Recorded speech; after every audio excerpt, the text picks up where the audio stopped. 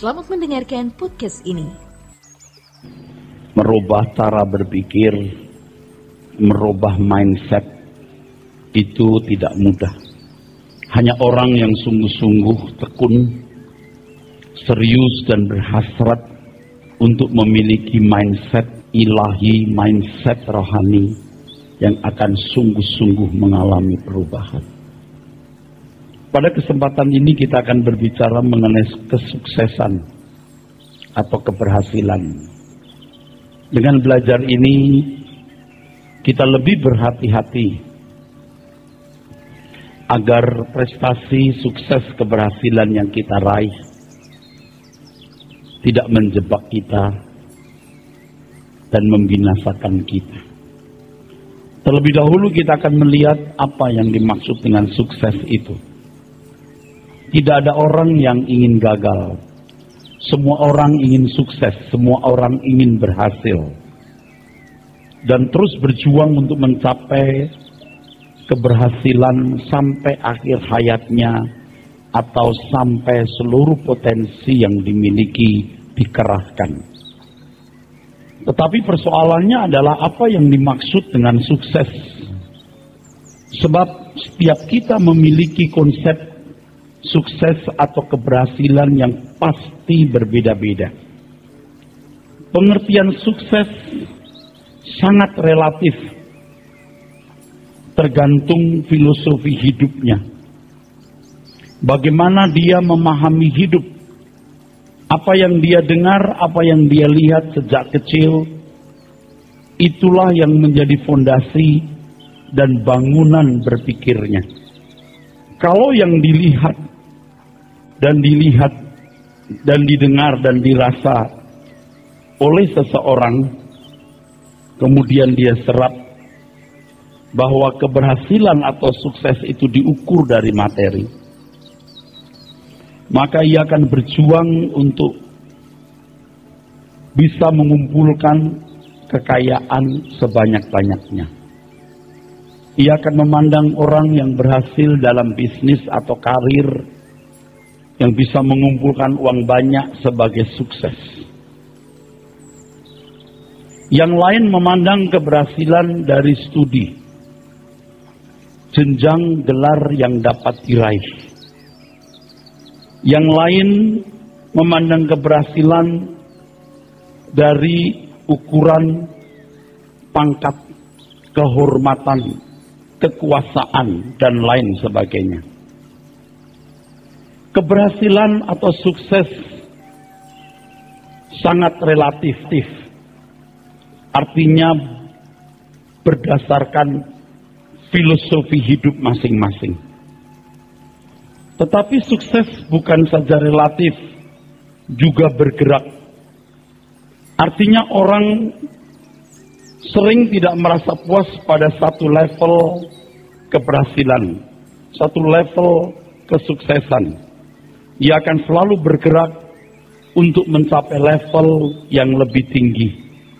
Kalau pada mulanya ia berpikir, jika ia meraih gelar sarjana atau stratum 1, dia sukses. Tapi setelah mencapai stratum 1, dia merasa belum sukses sebelum memiliki gelar master. Setelah mencapai gelar master S2, dia merasa belum lengkap kalau belum S3 dan seterusnya, atau meraih gelar doktor dan seterusnya. Itu konsep sukses atau keberhasilan yang relatif dan bergerak. Yang lain mungkin kehormatan. Maksud saya popularitas, kehormatan dari popularitas. Orang-orang yang sudah berhasil meraih kekayaan, saudaraku, dia merasa belum puas sebelum kekayaan itu mengeskalasi kehormatan dalam hidupnya. Bergerak terus. Seorang artis yang terkenal di kotanya mau terkenal di seluruh Nusantara. Setelah terkenal di seluruh Nusantara belum puas, dia mau jadi artis yang terkenal di Asia. Sudah dikenal di Asia, dia mau terkenal lagi di seluruh dunia. Bergerak terus. Saya tidak katakan salah atau keliru, saudaraku. Tetapi mari kita melihat keberhasilan dari kacamata Tuhan. Banyak orang yang sudah mencapai satu level keberhasilan atau level kesuksesan, kemudian dia kecewa. Tentu dia tidak menyatakan dirinya kecewa, tetapi sikap dan gaya hidupnya menunjukkan dia kecewa. Setelah mencapai apa yang dicita-citakan sebelumnya, yang juga bisa dicita-citakan banyak orang, ia tidak merasa bahagia seperti yang dia bayangkan. Tidak jarang seseorang kemudian membuang diri kepada berbagai petualangan lain. Itu bisa kita lihat dalam hidup para artis dan jutawan-jutawan, saudara. Ketika dia sudah mencapai satu level keberhasilan yang begitu hebat, yang dipuja banyak orang, kekayaannya juga berlimpah, lalu jatuh ke narkoba, jatuh ke obat bius, jatuh ke obat tidur, jatuh ke free sex, jatuh ke pesta pora. Bukan cerita bohong, ada konglomerat yang berhasil dalam bisnis, tapi hari tuanya, walaupun jadi expose di koran, ada saksi-saksi mata yang bisa dipercaya bercerita bagaimana dia mengumpulkan wanita-wanita cantik. Padahal ia juga sudah tidak memiliki gairah seperti pada waktu dia masih muda. Dia juga tidak memiliki kemampuan secara biologis untuk memuaskan dirinya. Ketika sampai level tertentu, dia kecewa. Ternyata setelah mencapai apa yang dicita-citakan, ia tidak merasakan kebahagiaan seperti yang dia bayangkan. Kan begini, saudara. Ya, mungkin saudara meragukan ya, karena saudara tidak mengalami. Tapi percayalah dengan kebenaran ini. Kan kalau yang dibayangkan begini, saudara. Kalau mencapai level ini, kebahagiaannya sekian. Kalau level yang berikut segini. Kalau yang berikut segini. Ini estimasi sebelum mencapai level ini. Tetapi setelah mencapai level ini, ternyata apa yang dibayangkan ini tidak dia peroleh. Bisa ternyata cuma sekian atau lebih kecil lagi. Dia melarikan diri kepada petualangan yang lain. Seperti yang tadi saya sebut, narkoba, obat bius, marijuana, sejenisnya, free sex. Atau kalau jutawan-jutawan hebat lari ke politik, mau menjadi senator, mau jadi gubernur, jadi presiden, dan seterusnya. Lari ke petualangan yang lain. Ia tidak menemukan kebahagiaan yang dia bayangkan. Nah, di sini sebenarnya terbukti bahwa ada rongga kosong dalam diri manusia yang hanya bisa diisi oleh Tuhan. Dan keyakinan ini atau pernyataan ini walaupun berasal dari orang Kristen pada mulanya, seorang ilmuwan yang menyatakan ini, tetapi sekarang sudah menjadi bahasa agama yang juga diadopsi oleh agama lain. Ada rongga kosong dalam diri manusia yang hanya dapat diisi oleh Tuhan. Yang hanya dapat diisi oleh Tuhan. Dan saya bisa mengerti bagaimana agama non-Kristen juga memiliki filosofi ini atau menyerap filosofi ini dan berusaha untuk bisa memberikan testimoni, memiliki kebahagiaan, jiwanya diisi ketika menyembah Allah. Ketika menyembah Allah. Ketika menyembah Allah. Ketika berurusan dengan Allah semesta alam atau Tuhan yang Maha Esa. Bagi mereka yang memiliki kesempatan untuk promosi, ia bisa menyatakan itu, memberikan kesaksian atau testimoninya di banyak media. Seakan-akan itu benar. Dan terus terang itu menggelisahkan hati saya. Sebab banyak orang-orang non-Kristen melihat, mendengar kesaksian itu, diteguhkan dengan banyak testimoni, kesaksian yang lain, seakan-akan Allahnya itu benar. Tetapi buat kita yang belajar kebenaran Injil, yang dibawa oleh Allah Anak, yang dibawa oleh Allah Anak, yang dibawa oleh Tuhan Yesus Kristus sendiri, kita juga memiliki versi rongga kosong yang diisi oleh Tuhan. Dan tentu sebagai orang percaya, saya yakin bahwa pengalaman saya inilah yang paling benar. Cuman masalahnya, saudaraku sekalian, pengalaman memiliki rongga kosong yang diisi oleh Tuhan, itu pengalaman yang sulit.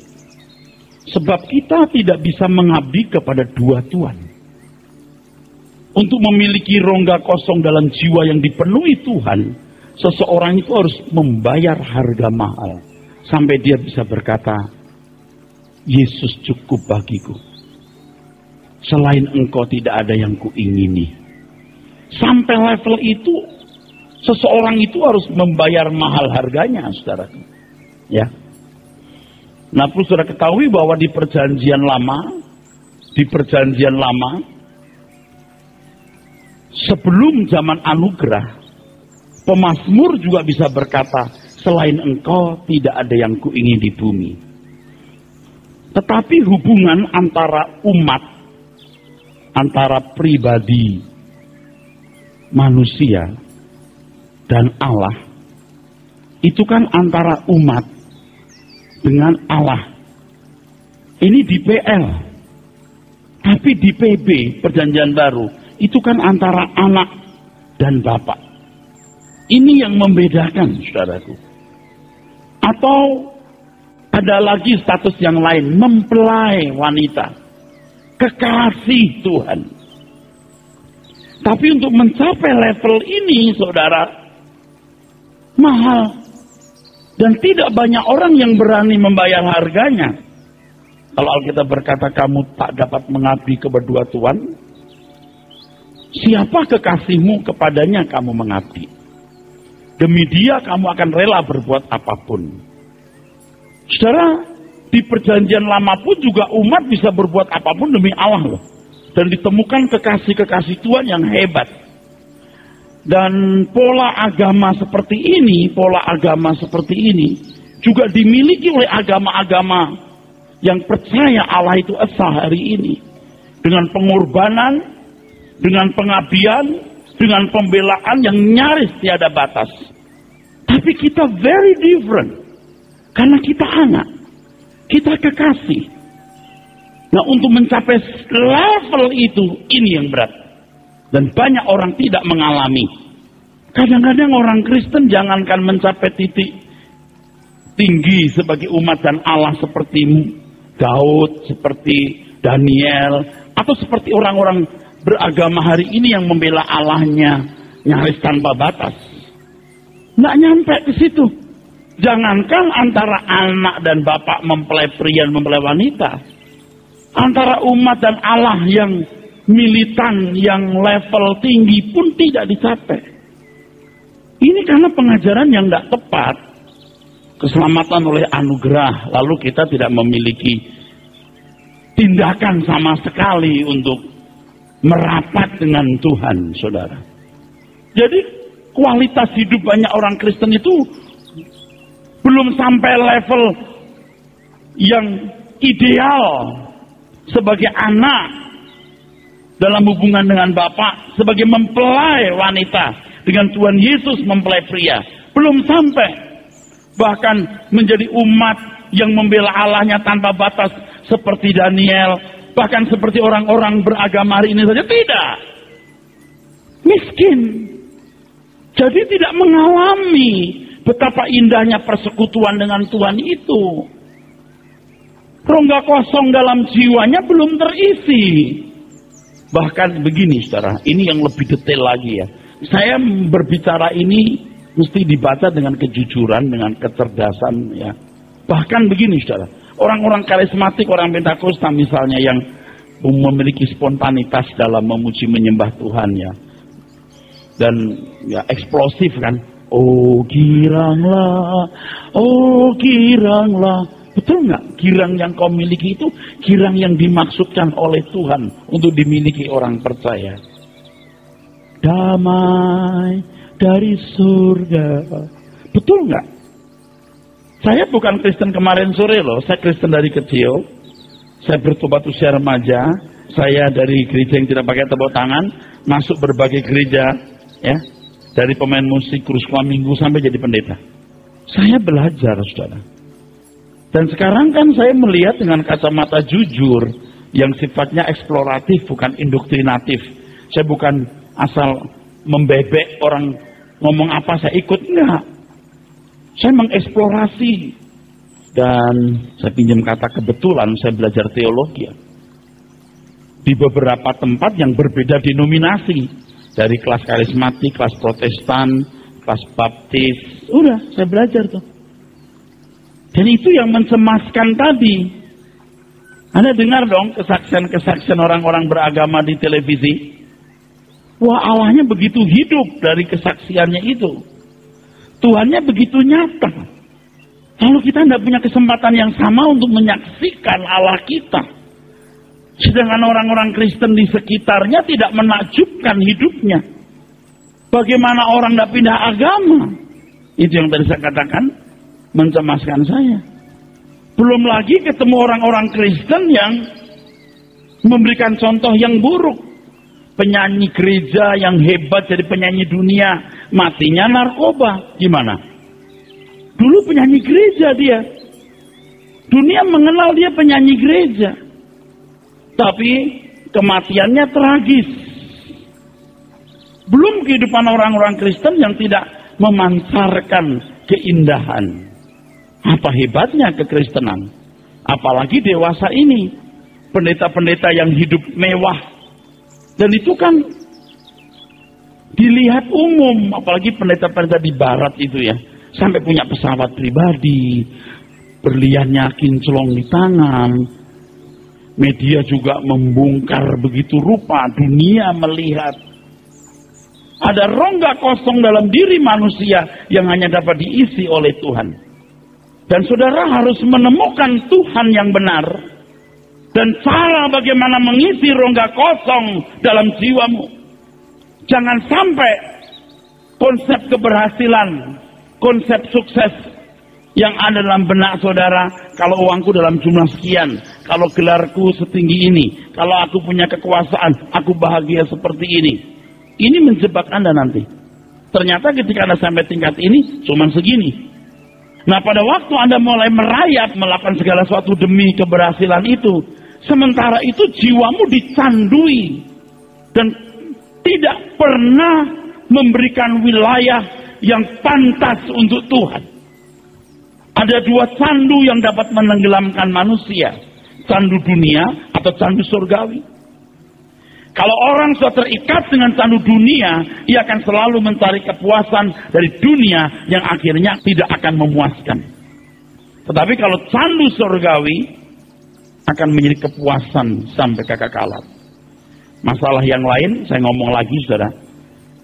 Agama manapun, itu juga bisa memberikan kebahagiaan. Agama apapun, perhatikan ini.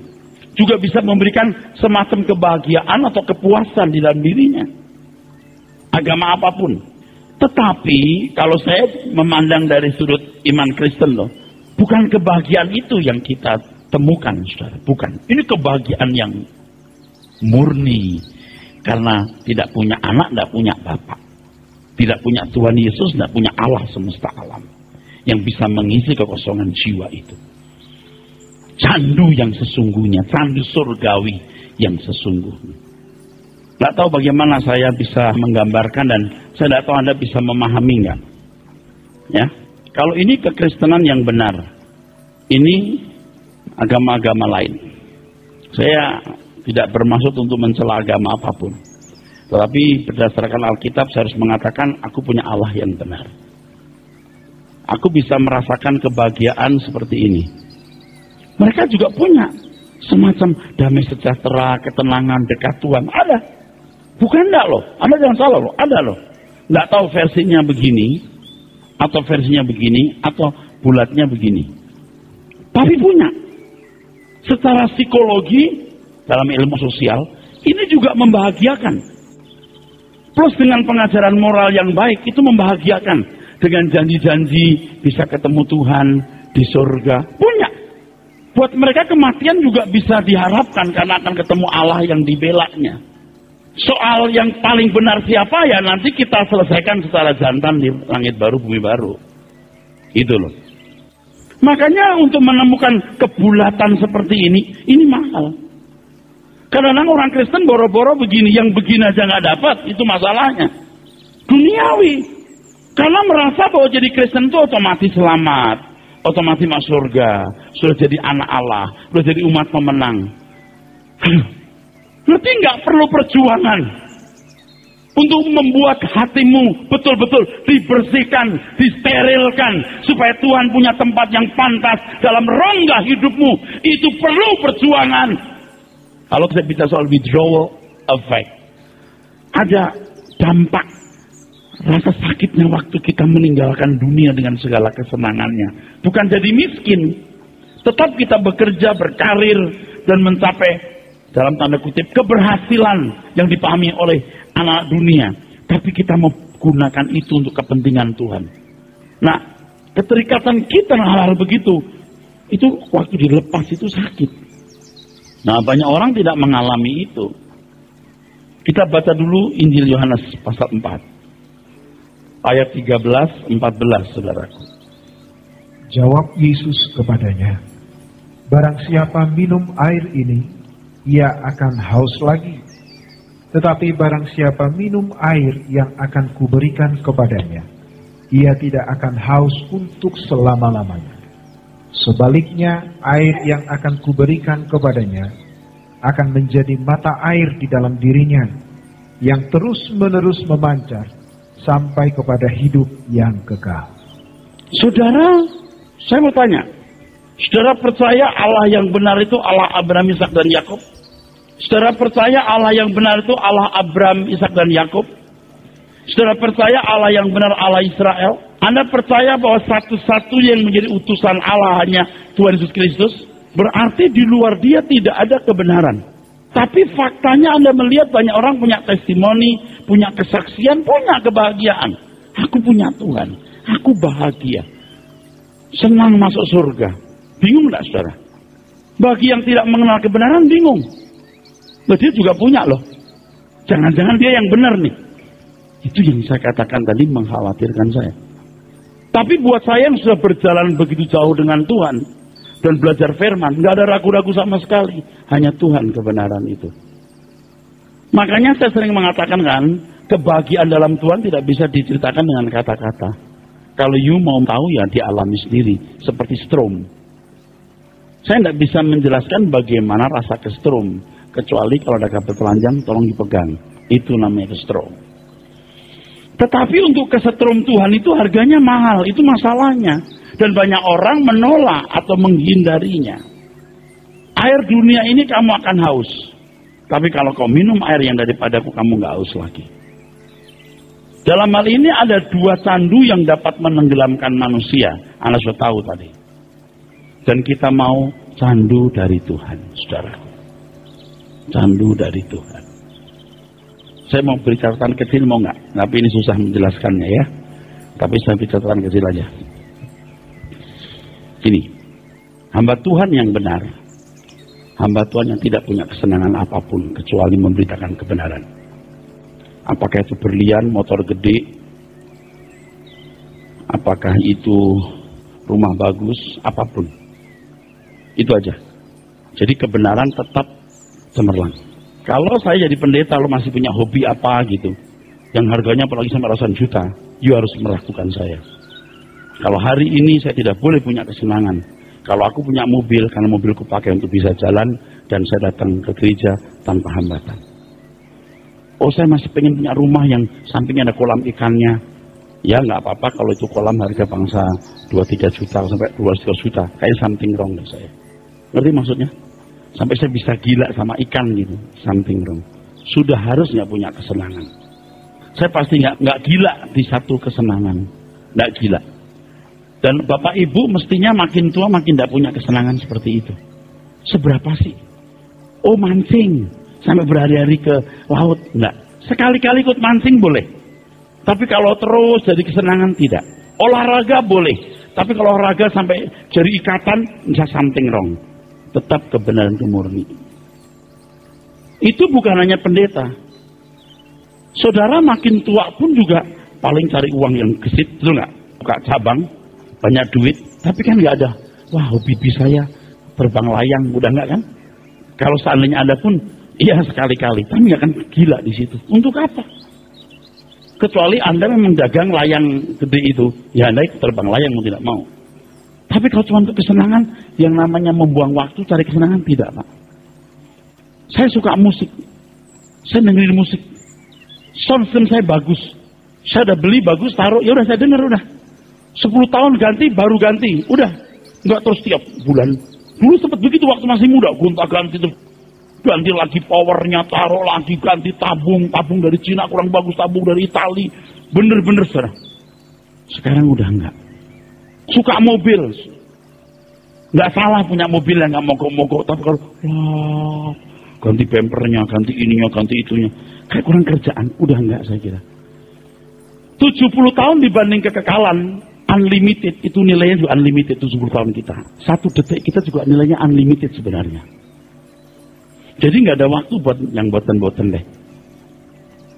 Anda mesti mengkopi dengan benar perasaan Tuhan, pikiran Tuhan, damai Tuhan, kebenaran Tuhan.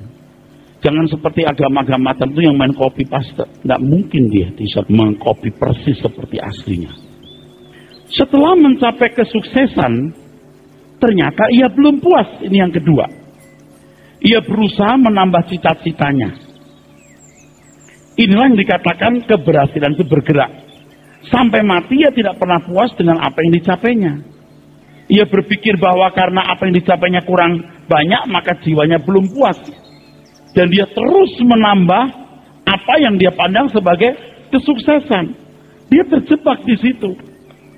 Sampai level 10, oh belum 15. Sampai 15, oh belum 20. Dia terjebak. Dia tidak akan bisa balik. Kalau sudah begitu tidak akan bisa balik. Kecuali jebret sakit mau mati. Nah itu baru Tuhan aku bertobat. Itu pun pertobatannya nggak natural. Kesuksesan itu, kesuksesan menurut versi dunia seperti gelembung sabun. Lagi. Mau yang lebih gede. Ingat waktu kita masih kecil, mau buat gelembung segede-gedenya. Segede-gedenya. Petan, begini lagi. Lebih gede lagi. Seperti itu loh keberhasilan. Anda mungkin berkata, ya pendeta sih pinter ngomong. Oh enggak. Jangan bodoh, nanti keburu tua seorang nggak bisa diajar. Keburu tua Anda tidak bisa diubah. Keburu tua Anda tidak bisa dididik. Atau yang ketiga, setelah mencapai sukses yang diingini, puas dong? Oke, nggak mau lebih gede, oke.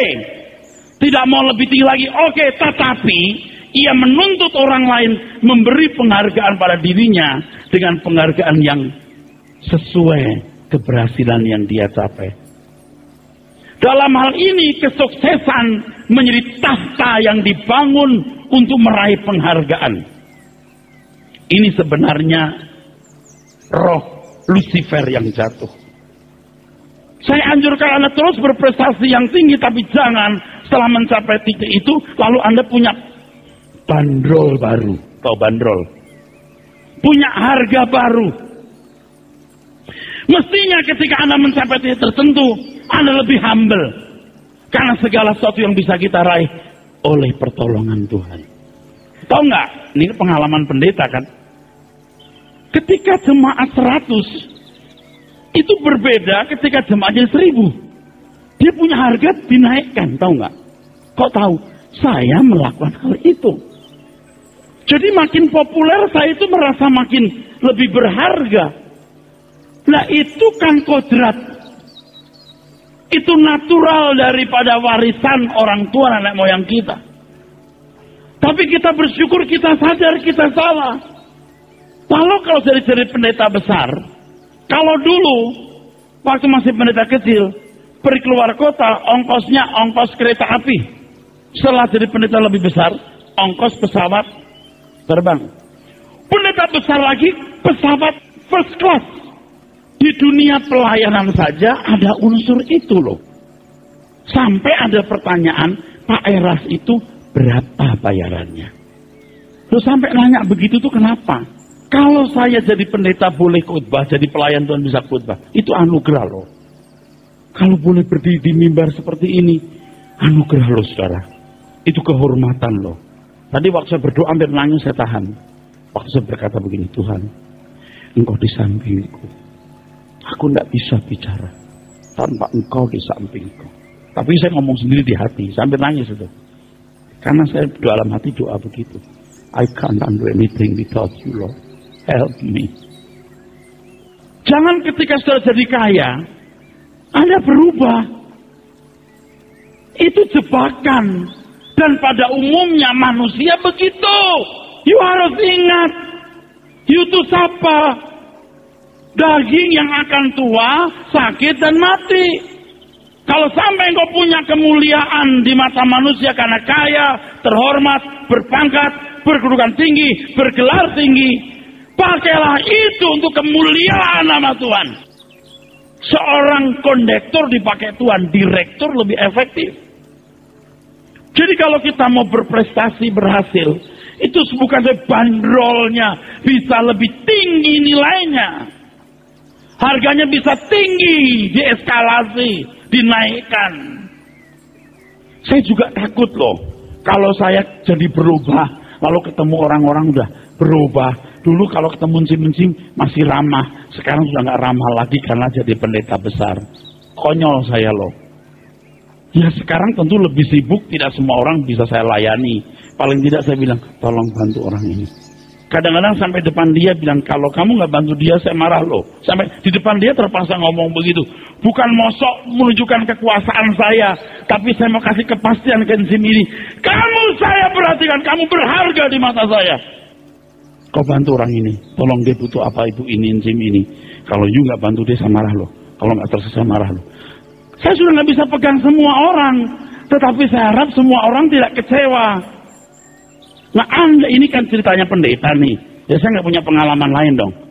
Saudara juga begitu, setelah jadi pimpinan, nggak boleh berubah. You harus humble, lalu Anda gunakan semua keberhasilanmu untuk kemuliaan Tuhan. Maka Anda harus berhasil. Jangan berkata, kita kan rendah hati Pak, biar kondektur nggak apa-apa. Kamu menghina Tuhan karena Tuhan memberikan kamu potensi jadi direktur, bukan kondektur. Tapi setelah mencapai itu, kamu jangan lupa diri. Jadi setelah mencapai sukses, jangan menuntut orang lain memberi penghargaan seperti yang saudara kehendaki. Dan tidak sedikit orang-orang setelah sukses sewenang-wenang terhadap orang lain, khususnya kepada yang lemah. Seharusnya ketika seseorang itu berhasil, dia jadi kuat, dia menaungi yang lemah. Kalau engkau kuat ekonomimu, kuat kekuasaanmu, engkau menaungi yang lemah, engkau lebih suka mengalah. Jangan berkata, sekarang gue udah kuat, gue bisa bayar preman, bisa bayar pengacara hebat atau relasi pejabat saya. Lawan gue giles habis. Nah, kita punya kekuatan dan kemampuan untuk menggilas orang dengan sukses keberhasilan yang kita miliki. Tetapi justru sebaliknya, kita memiliki kekuatan itu bukan menggilas, tapi menaungi orang lain. Anda pernah nggak membaca kisah orang kaya dari Semarang? Rumahnya saja berhektar-hektar. Tahun itu dia sudah punya mobil mewah dari Eropa. Sampai nggak ada sopir-sopirnya pun diimpor. Lihat itu kisahnya. Mobilnya tahun itu udah apa? Ya Daimler ya. Itu sekali nabrak jebret gitu, nggak apa-apa ganti gitu loh. Edan nggak itu? Saking kayanya, saking kayanya.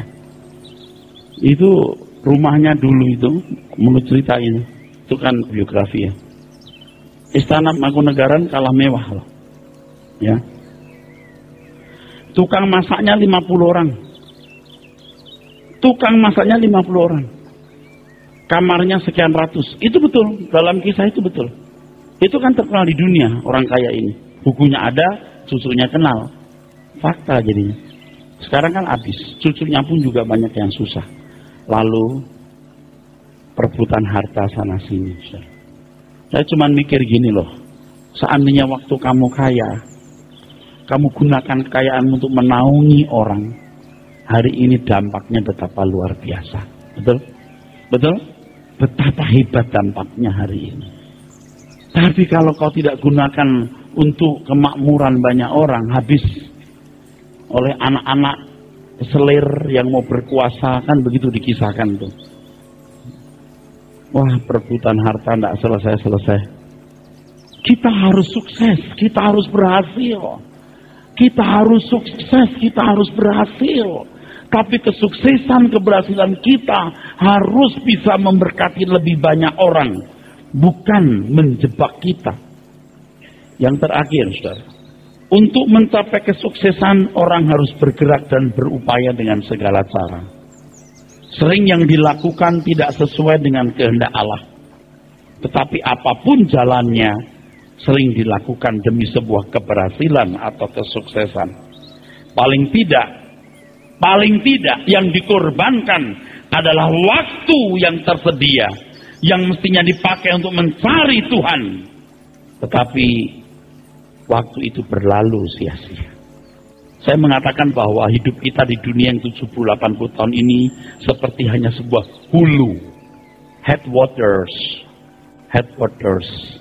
Hulu. Kita sedang mengalir terus seperti sungai yang tidak bisa dibentung untuk sampai ke downstream, muara yang menuju laut kekal, saudaraku. Orang yang mengerti apa artinya keberhasilan untuk Tuhan, di tengah-tengah kesibukan mencapai keberhasilan, entah dalam karir, studi, apapun, politik dan lain sebagainya. Bukan nggak boleh berpolitik, berpolitiklah. Doa restu saya menyertai saudara. Sebab kalau politisi tidak takut Tuhan, negara menjadi rusak. Berpolitiklah. Tetapi orang yang sungguh-sungguh mengerti bahwa dia mencapai keberhasilan untuk kepentingan maharaja kita, Tuhan Yesus Kristus, maka dalam meniti karir, dalam meniti keberhasilan tersebut, dia tidak akan melupakan Tuhan. Dia tidak akan melupakan Tuhan. Dia tetap berjalan dengan Tuhan. Memang saya tahu bahwa kesibukan untuk mencapai keberhasilan akan menyita banyak waktu saudara. Saya tahu. Saya mengerti. Tidak bisa tiap hari ke gereja atau tiap minggu, sometimes harus di luar kota dan lain sebagainya. Sebenarnya nggak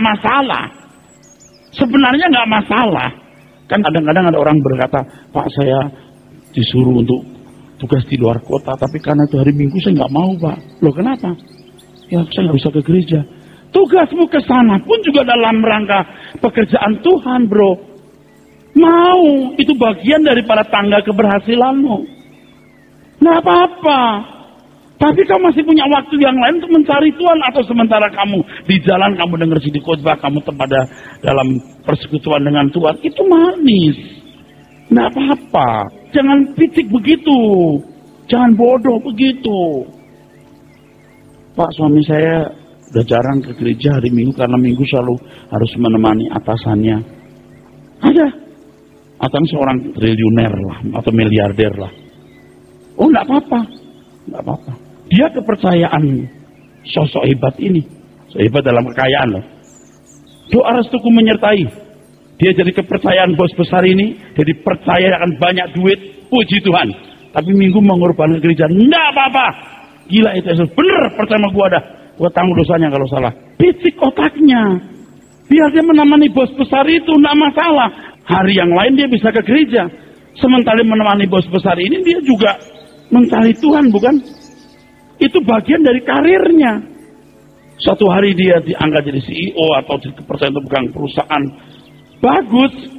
Tangganya memang harus begitu. Tapi yang goblok itu kalau sampai melupakan Tuhan sama sekali, itu yang bodoh.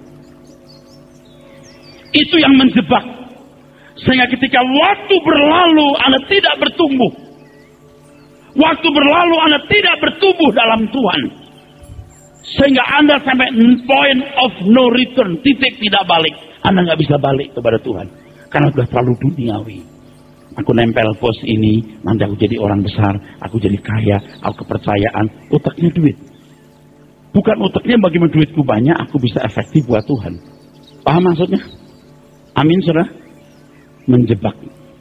Akhirnya waktu berlalu dengan sia-sia. Dan perlu Bapak Ibu ketahui, bahwa setiap masa itu Allah punya cara menggarap kita. Tentu contoh yang tadi saya berikan tidak boleh saudara lihat dengan satu kacamata ya. Harus dilihat the whole case. Itu bos sudah tua, nggak lama mati, temenin dulu aja. Dan belum tentu juga kamu akan menemani dia terus kok. Mungkin cuma 2-3 bulan ini atau sebulan ini. Nggak apa-apa. Atau setengah tahun ini nggak apa-apa.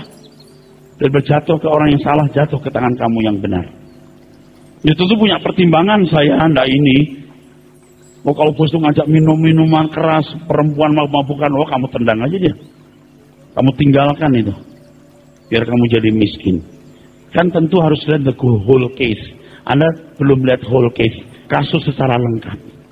Tapi cuman yang saya mau tekankan di sini adalah, di tengah kesibukan saudara untuk mencapai keberhasilan, sukses, tetap Tuhan menjadi prioritas dalam hidupmu. Tetap engkau berjalan dengan Tuhan. Dan ketika engkau mencapai sukses yang sesungguhnya, saudaraku sekalian, itu baru menyenangkan. Nah, sebenarnya sukses yang sesungguhnya 3 ukurannya. Cepat saya berikan, hanya deskripsi tanpa penjelasan saja, saudara. Ya. Sukses yang sesungguhnya yang pertama, saudaraku sekalian, seorang yang sukses dengan sesungguhnya adalah seorang yang tidak dikuasai oleh dosa. Artinya, bertumbuh dalam kesucian. Itu keberhasilan yang sesungguhnya. Sukses yang sesungguhnya. Maksud saya, suci itu mengenakan kodrat ilahi. Tidak meleset, berkarakter Kristus. Peka membaca pikiran perasaan Tuhan. Yang kedua, hidup sepenuhnya bagi kepentingan Tuhan. Dan ini perlu satu pertumbuhan terus-menerus. Pertumbuhan terus-menerus. Sehingga seseorang sungguh-sungguh memiliki filosofi seperti Tuhan Yesus. Makananku melakukan kehendak Bapa dan menyelesaikan pekerjaannya. Yang ketiga, sukses yang sesungguhnya adalah mengarahkan diri sepenuh kepada perwujudan kerajaan surga yang akan datang. Dan kita sampai pada kerajaan itu. Saya ulangi, hidup tidak bercela. Sepenuhnya hidup diabdikan kepada Tuhan. Hidup untuk kepentingan Tuhan. Yang ketiga, perwujudan kerajaan Allah. Ini goalnya. Semua keberhasilan kita nggak ada artinya tanpa 3 hal ini. Shalom. Amin.